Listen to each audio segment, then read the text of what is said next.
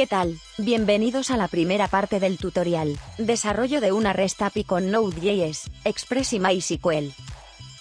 En este vídeo, te mostraré las principales herramientas que utilizaremos durante el tutorial. Además, crearemos una REST API básica que puedas consumir en menos de 10 minutos. La primera herramienta que utilizaremos será Visual Studio Code, un editor de texto que viene prácticamente listo de fábrica para utilizarlo en tu desarrollo, además de que cuenta con una gran cantidad de extensiones para muchos casos de uso.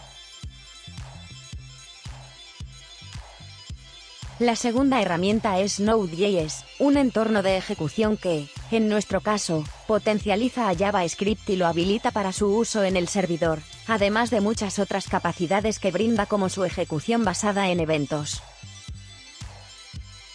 La tercera herramienta que utilizaremos es opcional y se llama Insomnia, que es un cliente REST que vamos a utilizar para hacer debugging a la REST API mientras la vamos desarrollando. La cuarta herramienta también es opcional y se llama Cmander, que es un emulador de la línea de comandos de Windows y la hace más accesible. Por último y solo por el momento, esta herramienta es Express, y es un framework de JavaScript, que nos ayudará a agilizar el desarrollo de nuestra REST API gracias a sus middlewares, manejo de rutas, y muchas más funcionalidades que brinda. Lo primero que haremos es abrir la terminal, línea de comandos o en mi caso Cmander, y crearemos el directorio donde realizaremos nuestro desarrollo con este comando. Ingresamos al directorio con este otro comando. Vamos a crear nuestro proyecto con este comando, el cual nos llevará paso a paso para generar los datos necesarios para que Node ejecute correctamente el mismo.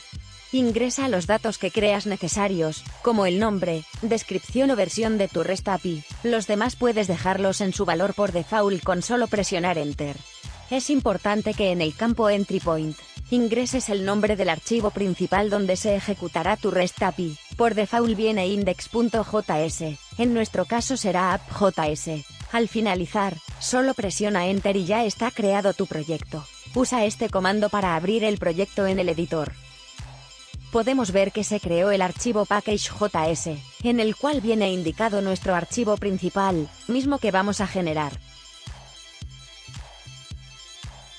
Ya dentro de app.js, vamos a asignarle a la constante Express, la librería del framework que a continuación instalaremos por medio del Package Manager de Node con el siguiente comando.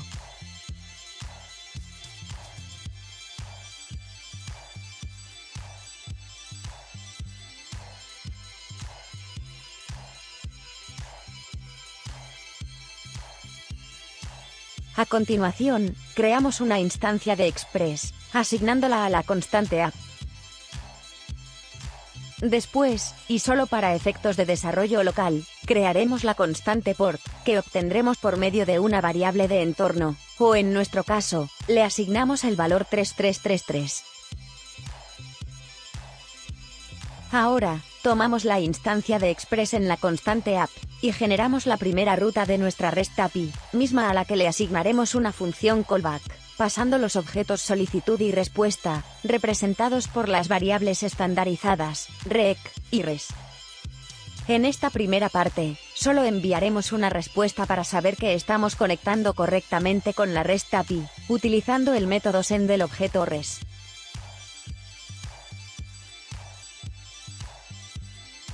Y para tener acceso a nuestra REST API, al menos en un ambiente local, es necesario utilizar el método listen de la instancia de Express, pasando como parámetro principal la constante port, y una función callback para escribir un log en la consola que indique que sí se inició la REST API.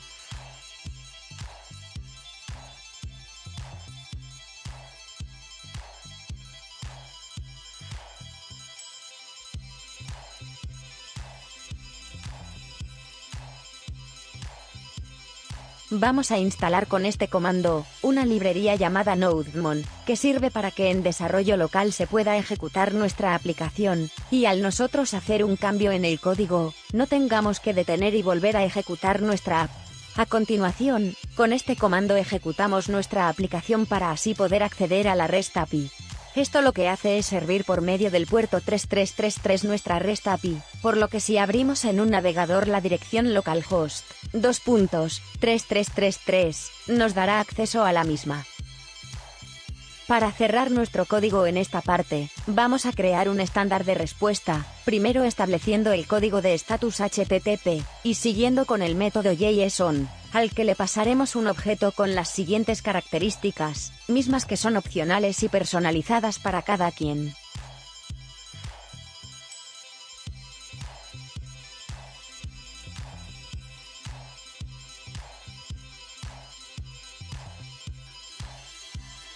Al guardar los cambios en nuestro código, podemos ver cómo NodeMon reinicia el servidor de nuestra aplicación al detectar los mismos. Ahora, si regresamos al navegador y actualizamos la pestaña, podemos ver que la respuesta ahora tiene el formato JSON que implementamos. Con esto cerramos esta parte del tutorial. Recuerda suscribirte al canal y dar clic en la campanita, para que recibas actualizaciones de este y otros tutoriales que estaremos subiendo. Además, comenta en este video con tus dudas y las responderemos tan pronto las leamos. No olvides seguirnos en nuestras redes sociales ya que estaremos compartiendo contenido de interés para desarrolladores.